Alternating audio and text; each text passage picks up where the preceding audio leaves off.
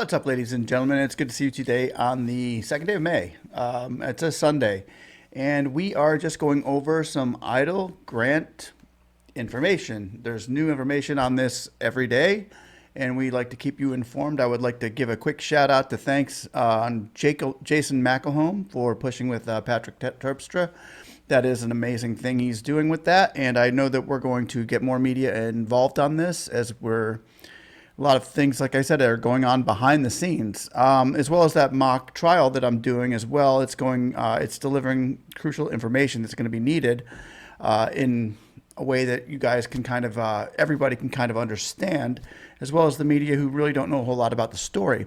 And what I've also would like to encourage is, excuse me, is for you all that are out there to comment with longer comments that describe your personal situation of what you're going through during these mock trials that you're going to be watching. If you hear something that comes up that describes what your business has gone through, it would be nice to have as evidence on these channels, such as mine and McElhome's and Skip's and those other gentlemen that are out there pushing for this. So once again, I want to also give a shout out to Robert Dunham of Dunham Writing. If I can, because a lot of people were saying, "Yeah, you gave me his." You said look him up on Twitter, and I can't find him. It's Dunham Writing. It's DUNHAM space Writing, WRITING. Go sign up for him on Twitter. He has valuable information, and he's part of the. He's behind the scenes right now on all of this, but he's a very crucial key as to what we're doing.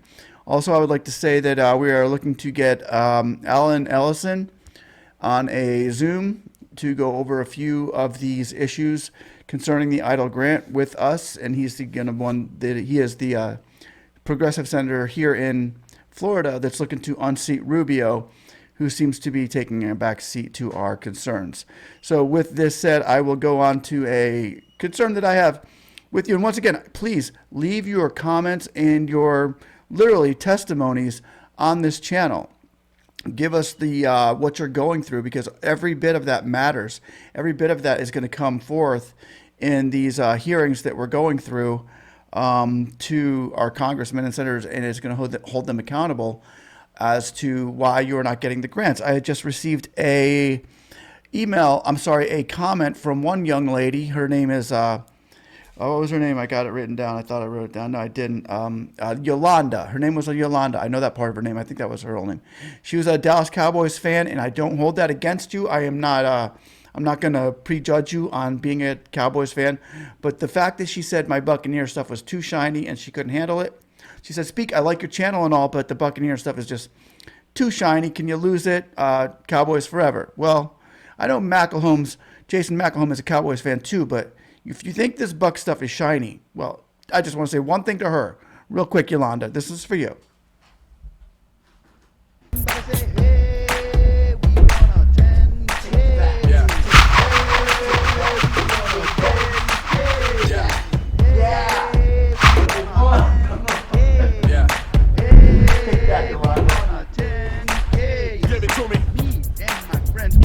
Okay, I hope I didn't blind you there, but take that.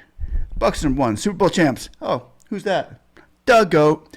You just picked up a really good linebacker. Good job. Way to go on Micah. You got Micah Parsons, man. I was upset when you guys got him because, hey, man, he was probably one of the best picks in the draft. Okay. Sorry about that, Yolanda. Didn't mean to do that, and everybody out there. Sorry if you're a Bucks hater. No, that's fine. That's fine. Okay. Anyway, Yolanda was telling me, and this is another thing, that she is another one of the speaknsee subscribers who also does not fit into the low income community. She's in upper or middle class community. She didn't get the grant. As well as, I believe, there was another gentleman. I'm going to actually take you to an email that I received. This gentleman said, hey, Speak, thank you for all you're doing, along with Jason McElhone, going hard to help us get our 10K.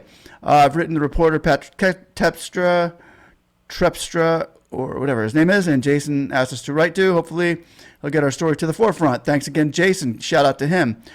He said, what I don't understand is how come Javita could change the law without consent. And Guzman is being portrayed as the champion, but she can't change the rule for the targeted EIDL grant.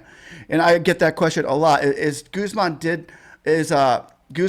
the Senate committee hearing that they had her before she was voted into this position by the Senate, before they voted her, that she went to a Senate committee hearing, and during that committee hearing, Guzman said, "Yes, I'll wait for congressional intent before, and you guys through the committee, before I make that action." So Guzman literally gave her word that she would not pull the same stunt that Carranza did. So she's not doing what Carranza did, and I understand that, and I respect that.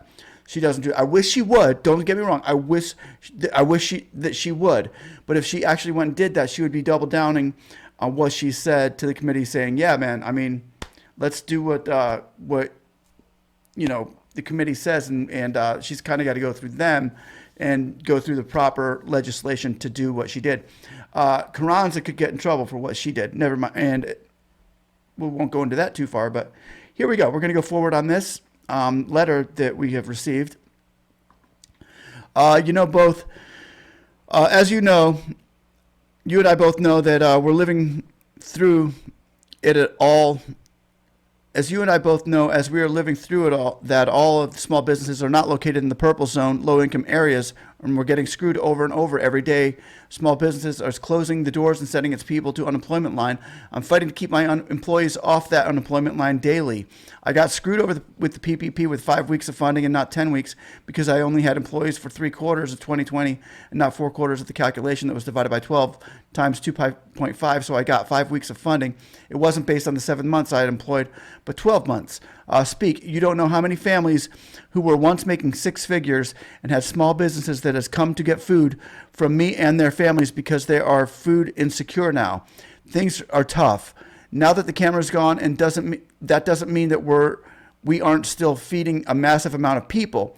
Here's the truth speak. Not everyone meets the income threshold for SNAP benefits.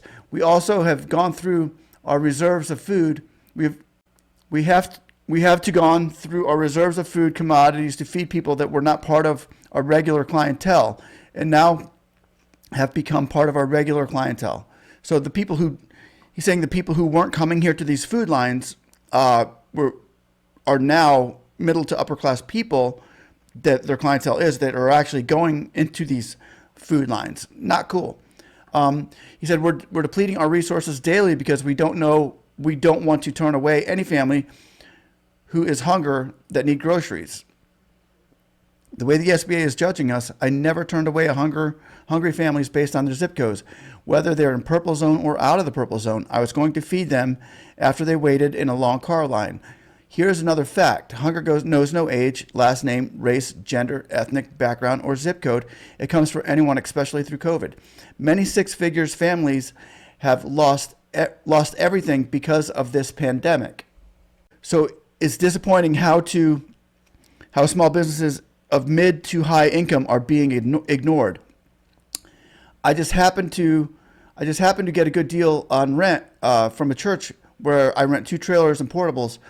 So now myself and so many small businesses are being penalized along with so many small businesses such as yourself for have the wrong zip code according to the SBA, not in a purple zone. I just wanted to take time formally and thank you for your small business and introduce myself a few times via YouTube. You call me Joseph because you didn't know my name is Fran. Joseph Dreamhouse is the name of my organization. Thank you. And I won't go into his personal information there, but these are the kind of the emails that I get. These are the kinds of responses that I get. And this is why we're doing what we do.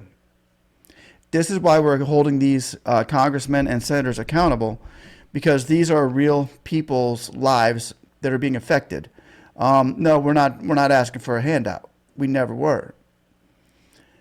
Like he's saying, is what happened is that people closed their doors to COVID because legislation made us close their doors. COVID didn't say close your doors.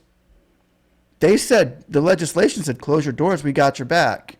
We closed our doors. We thought they had our back. If we would have known that they were going to do this, many of us would not have shut our doors, but we would have stayed in business so that we didn't go out of business.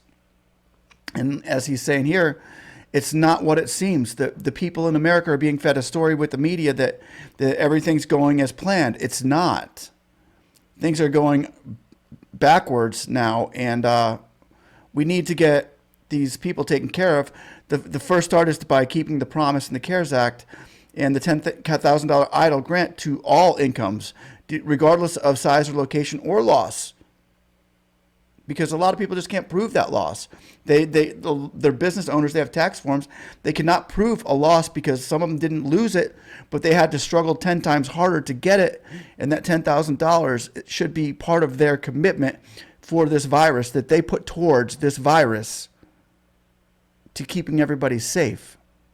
Like I said, everybody, we're looking to get Frank Polo and, Alan Ellison.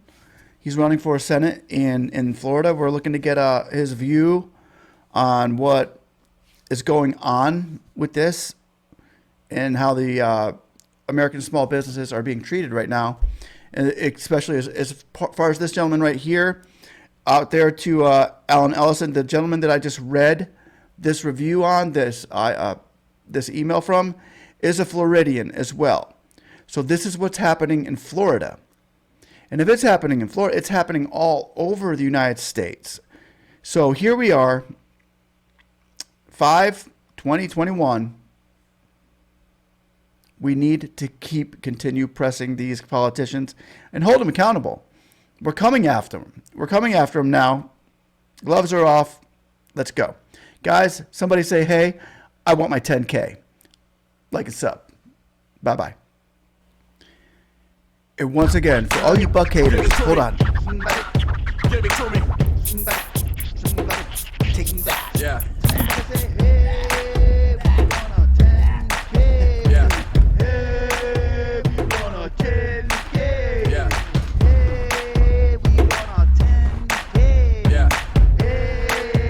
Buckling. Give it to me. Me and my friends, we like to play this game.